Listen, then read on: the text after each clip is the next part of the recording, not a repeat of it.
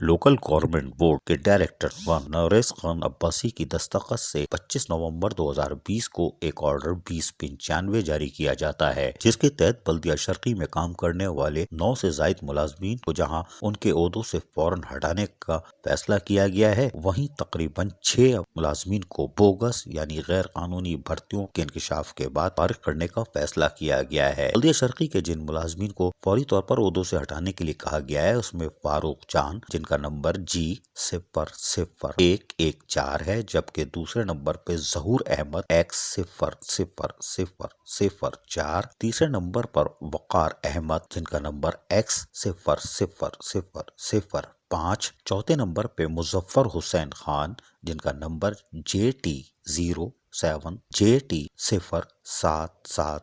پانچویں نمبر پر عقیل احمد جن کا نمبر X00002، چھٹے نمبر پہ اشتیاق احمد خان جن کا نمبر E12684، ساتویں نمبر پر نثار احمد جن کا نمبر G00046 ہے، آٹھویں نمبر کے ملازم عبد الواحد شیخ جن کا نمبر JT0700 ہے، جبکہ 9ویں نمبر کے دلیپ کمار کو بھی ہٹانے کا حکم دیا گیا ہے۔ ان کا امپلائیز نمبر شاید نہیں ہے۔ خطرے کی گھنٹی بج گئی، جبکہ ہم نے آپ کو بتایا کہ 6 ایسے افراد کے نام بھی سامنے آئے ہیں جو کہ انکوائری میں جعلی، فیک، جو بھی کہہ لیں، بوگس بھرتی ہوئی تھی، ان کو بھی فارغ کرنے کے لیے کہا گیا ہے، فارغ ہو گئے کہا گیا ہے۔ ان میں پہلے نمبر پہ ہیں سید علی شاہ جن کا نمبر ہے G00079، دوسرے نمبر پر جنید عارف خان جن کا نمبر KT0720، تیسرے نمبر پر محمد